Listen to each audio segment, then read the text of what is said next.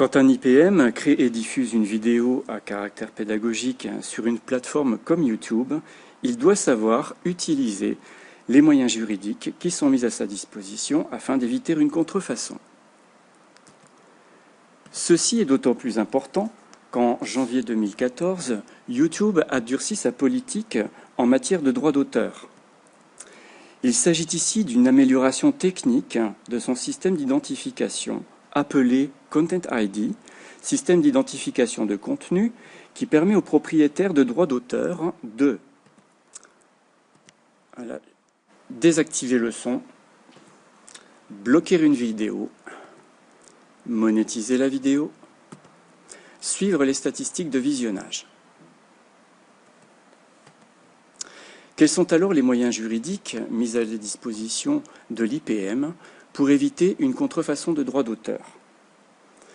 Nous verrons premièrement respecter les conditions d'utilisation sur YouTube. Nous verrons également que l'IPM peut utiliser des musiques libres de droit. Nous verrons enfin que l'IPM peut aussi utiliser l'exception de courte citation. Premier moyen juridique mis à la disposition de l'IPM pour éviter une contrefaçon de droit d'auteur sur YouTube, respecter les conditions d'utilisation de YouTube. Celle-ci porte sur l'obligation d'obtenir l'accord des auteurs avant d'utiliser leur œuvre ou une partie de leur œuvre. Il faut cependant savoir que YouTube n'est pas responsable en cas de contrefaçon. Ce n'est en effet qu'un hébergeur de contenu. Les conditions d'utilisation de YouTube sont facilement accessibles sur le site même de YouTube. Vous n'avez aucun droit à l'erreur. Deuxième moyen mis à la disposition de l'IPM pour éviter une contrefaçon de droit d'auteur, utiliser des musiques libres de droit. Il faut préciser dès le début que musique libre de droit ne signifie pas exempte de droit. Il faut en effet vérifier que l'auteur n'a pas imposé de conditions d'utilisation. Google permet également d'utiliser facilement des musiques libres de droit et met à la disposition des créateurs une bibliothèque audio contenant donc des musiques libres de droit. Ces musiques peuvent être utilisées sans danger sur YouTube, mais pas avec un autre hébergeur. Cette bibliothèque est également simple à utiliser.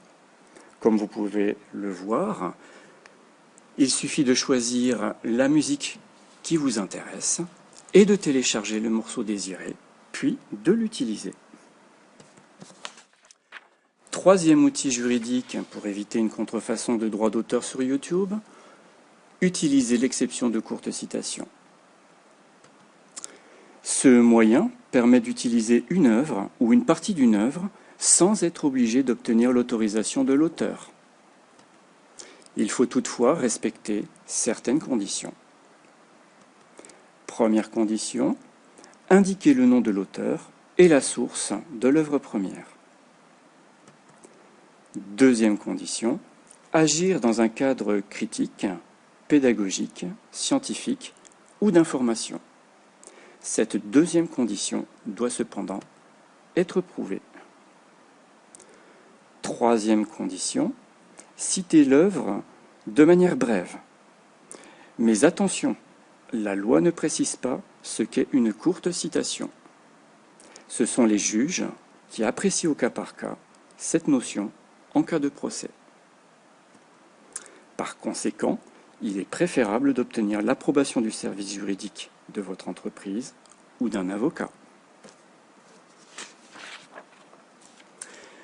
Dernier élément concernant l'exception juridique de courte citation, celle-ci ne doit surtout pas être confondue avec l'exception pédagogique.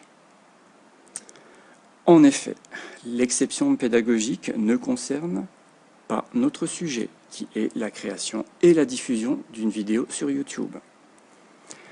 Elle permet juste de visionner une vidéo en classe, dans le cadre de sujets d'examen ou de concours, sur l'intranet ou l'extranet d'un établissement. bien sûr en respectant certaines conditions. En conclusion, il faut toujours être prudent lorsqu'on crée et diffuse du contenu qui intègre ne serait-ce qu'un extrait d'œuvre sur YouTube. En cas de doute, ayez le réflexe de vous renseigner sur le site de YouTube, sur le site d'organismes comme la SACEM. N'hésitez pas à consulter votre formateur en droit, le service juridique de votre entreprise ou bien un avocat. Et surtout, n'oubliez pas de faire une veille juridique.